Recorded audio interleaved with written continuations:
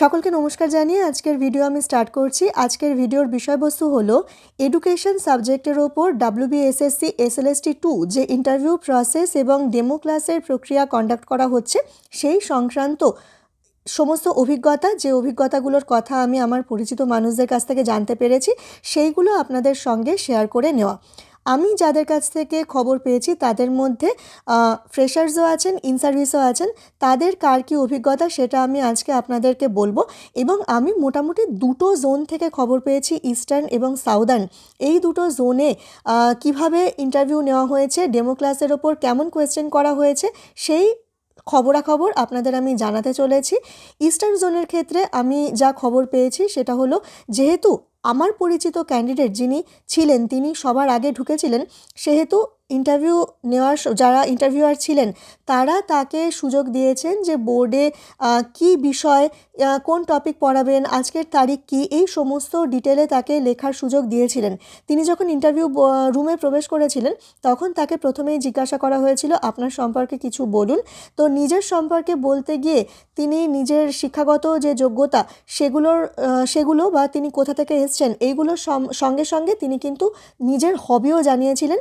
যখন তিনি নিজের হবি জানান তখন তার হবি থেকে তাকে ইন্টারভিউয়াররা বেশ কিছু কোয়েশ্চেন করেন, মানে জানতে চান যে আপনি এইরকম হবি, আপনি হঠাৎ করে কেন আপনার মধ্যে এই হবির প্রতি ইন্টারেস্ট গ্রো করলো, বা আপনি কিভাবে সেই জিনিসগুলোকে নিয়ে এগোতে চান, বা এটা আপনাকে কতখানি মানসিক শান্তি দেয়, এই রকম প্রশ্ন তাকে করা হয়েছে। এবং তারপর তাকে সরাসরি ডেমো ক্লাস নেওয়ার জন্য অনুরোধ করা হয়।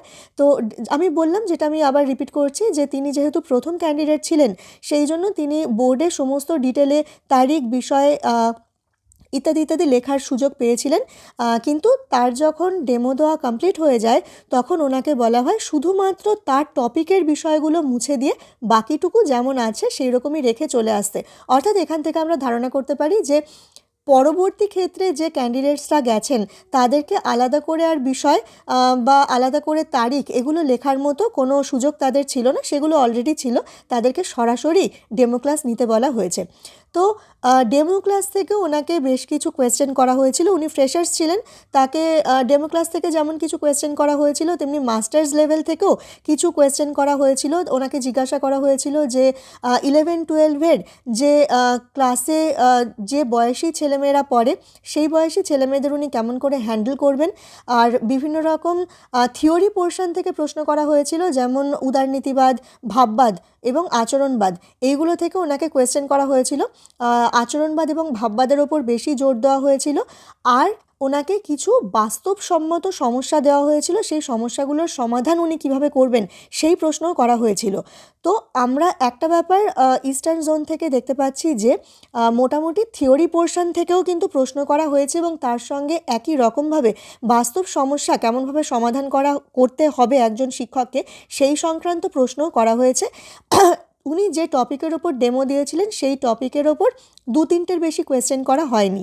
ইস্টার্ন জোনে ওনার ইন্টারভিউ কমপ্লিট হতে মোটামুটি 12 থেকে 15 মিনিট সময় লেগেছে এবং ইন্টারভিউয়াররা যথেষ্ট হেল্পফুল ছিলেন, তারা যথেষ্ট পজিটিভলি কথা বলেছেন এবং তাদের দিক থেকে কোনো রকম কোনো অসুবিধা আসেনি। উনি একটা প্রশ্ন ভুলে গেছিলেন, উনি স্বীকার করেছেন যে আমি প্রশ্নটার উত্তর আমার এই মুহূর্তে মনে পড়ছে না, এবং সেটাতেও ইন্টারভিউয়াররা বলেছেন যে ঠিক আছে, কোনো অসুবিধে নেই, এটা হতেই পারে, টেনশন থেকে এটা হতে পারে।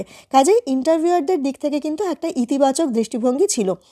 আর যদি আমি বলি সাউদার্ন জোনের কথা, সাউদার্ন জোনের ক্ষেত্রে যে কথাটা আপনাদের সবার আগে জানিয়ে দিই, অনেকেরই কনসার্ন ছিল যে ব্ল্যাকবোর্ড নাকি হোয়াইট বোর্ড ইউজ করতে দেওয়া হচ্ছে।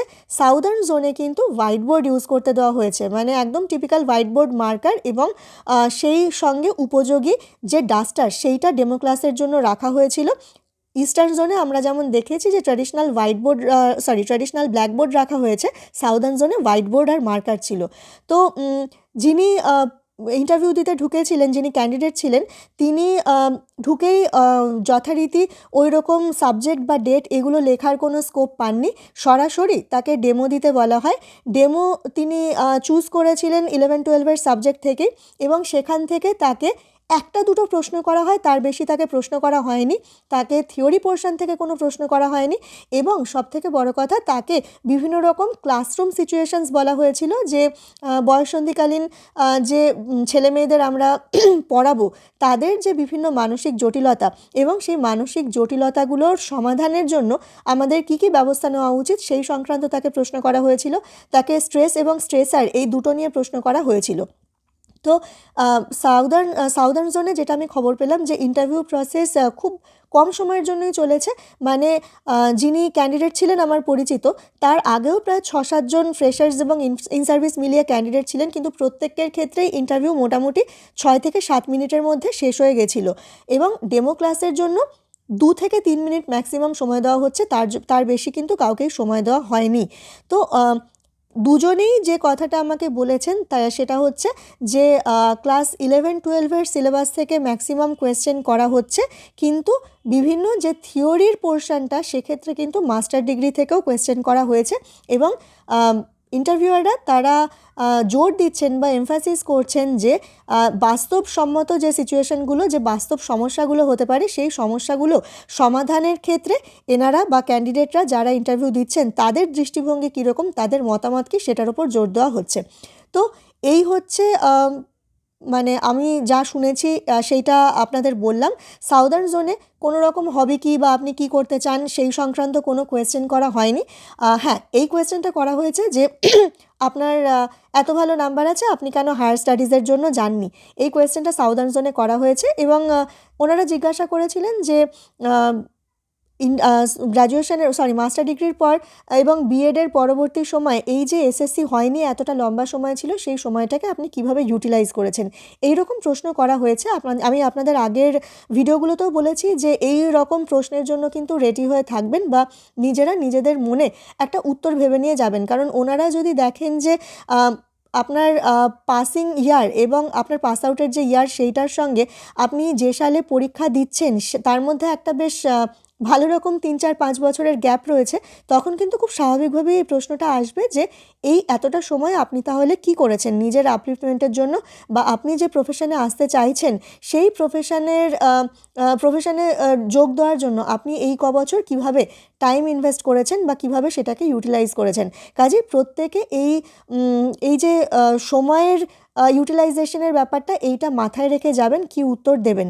এবং আবার বলছি, ক্লাসরুম সিচুয়েশনের ওপর প্রশ্ন করা হচ্ছে, কাজেই প্র্যাকটিক্যাল যে অভিজ্ঞতাগুলো সেই অভিজ্ঞতাগুলোকে আপনি কিভাবে ডিল করবেন সেটাও আপনারা প্রিপেয়ার্ড হয়ে যাবেন। তাহলে এই হচ্ছে আজকের আমার ভিডিওর বিষয়বস্তু। যদি কারোর কোনো প্রশ্ন থাকে, আমি আবার বলে দিচ্ছি যে এডুকেশন আমার বিষয় নয়, যদি কারোর কোনো প্রশ্ন থাকে তাহলে কমেন্ট বক্সে করবেন, আমি চেষ্টা করব আমার পরিচিত যারা আছেন তাদের কাছ থেকে খবরাখবর নিয়ে সেই প্রশ্নগুলোর উত্তর যাতে আপনাদের দেওয়া যায়। আজকের মতো তাহলে এইটুকুই, পরবর্তী সময়ে আমি আবার এই রকম কোনো ভিডিও নিয়ে ফিরে আসব। যদি মনে হয় যে আমার ভিডিওটা আপনাদের ভালো লাগছে, আমি যে ধরনের ভিডিও করছি সেগুলো আপনাদের ভালো লাগছে, অবশ্যই একটা লাইক করবেন, কমেন্ট করবেন, এবং যদি পরিচিত কেউ থাকেন যার এই ভিডিও দেখলে সুবিধা হতে পারে, যার হেল্প হতে পারে, তার সঙ্গে কাইন্ডলি আমার ভিডিওটা শেয়ার করে দেবেন। এইটুকুই বলার। সকলে ভালো থাকবেন, পজিটিভলি ইন্টারভিউ দিন। সকলকে বেস্ট অফ লাক জানিয়ে আমি আজকের আমার ভিডিও শেষ করছি।